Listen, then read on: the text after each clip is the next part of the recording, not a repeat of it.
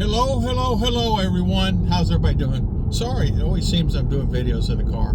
Just an opportunity, and it gives me time and I can think, and in the house, there was something going on. Did the girls change when they came to the USA? Has the girls become westernized? And has it been bad? In a lot of cases, honestly, I'd say it's been 99.9% good. And what I mean by that is they understand how Americans act and think and what they do.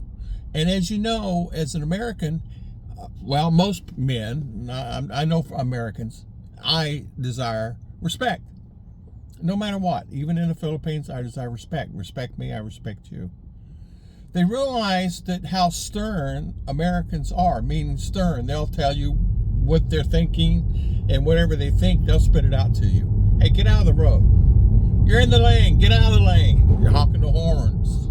Things like that, which they honk the horns in the Philippines, but they don't say anything. Here in USA, oh, by the way, that short is too dressed, too short, don't you think? And people say what's on their mind here.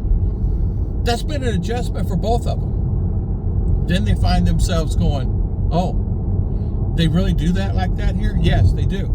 And people will speak their mind here. Sometimes they don't, but sometimes you'll find that most of the time they do. And they'll find that Americans are pretty open. They tell you whatever they tell you what's on their mind and what they think at the moment. Where Filipino will necessarily slide back and not say anything. Communication may be a little lax and not really want to start an argument or any kind of conflict. Here, Americans, their emotions are on the sleeves also, but Americans will cause conflict in a second's notice. Rage will come up in 5 seconds. So I told the girls, first things first, give everybody respect, show them respect, show that you respect them, and you'll be fine, no matter what. And when things aren't the same going your way, show them more respect. Say, yes, ma'am, no, ma'am. Oh, I'm sorry. I didn't mean to cut in front of you, like that. And it'll alleviate a lot of the problems here. Because that's all people are looking for, as you know. But here, sometimes you're going to run across a person. This is going to be angry. And sometimes they're more racist here, meaning that they will say something out of derogatory. Now, Ruth and I are not had that influence, but I pick up a passenger today has that quite a bit.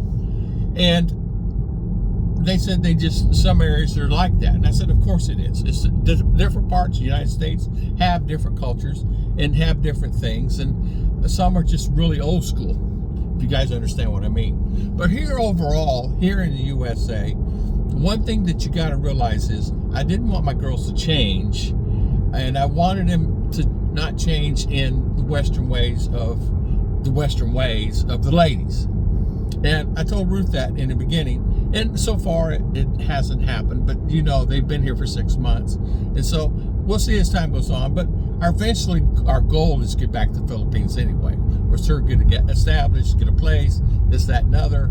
You know what I mean? We can just go back and forth. So we're working on that one. But as you know, life gives you challenges all the time. But really, as the Western lifestyle, they've adapted to a certain extent of the lifestyle. They enjoy the food. They enjoy of all the things. There's so many things to do. Just right around us. You'll see the manatees. You go see the eagles. You can actually go to parks that are free. There's a swimming park that's free. You can go to the ocean, it's free. There's so many things you can do here that you can do in the Philippines, but it's a lot cleaner here. It's a lot more advantageous to be here. There's a lot more advantages. The healthcare is easier. You can go to the dentist. You don't have to worry about things. Of course, you got to pay for it. But really, overall, it's just different. And they're not used to that. They're not used to the cleanliness and the instant hot water and no brownouts and all that stuff. And they're like they're still their deer in headlight mentality, just looking at things and go, wow, that's really like that here? And you can drive that car like that here? And you can do that here? Yes, you can do all those things here. We're free. We're free here. We can do anything we want. Just as do it in a public area or do it in an area that is, for that, whatever you're doing, skateboarding or whatever you're doing, race cars, things that area, things like that. But the girls overall are doing pretty good. I've had to adjust myself on things I'm not used to spending a lot of money at the grocery stores in the Philippines, but here, you know, you walk in and out of there, you spent 30 bucks just with a blink of an eye on 2 or 3 items. But overall, they're doing very well, and I wanted to talk about that. People are asking, did they change yet? Is their attitude even changed? Because a lot of people, believe it or not, even though they sold everything there to go here and went to the Philippines, they're wanting to come back. There's a lot of American men wanting to come back, and I get the emails on them. And I talked to a guy this morning. He's wanting to move back, and he wanted to know the differences. How did you adapt? Where did you find a place? Because he has nothing. He has to start from zero like I did. And the most important thing is find a place. Find a place to live. Figure it out. Find someone locally. Use YouTube or social. If your family is not going to help you, or you don't have any family, you'll have to figure it out one way or another. And one of the things is you got to have a good support team. You got to have a good support team, and you have a plan A and a plan B and a C.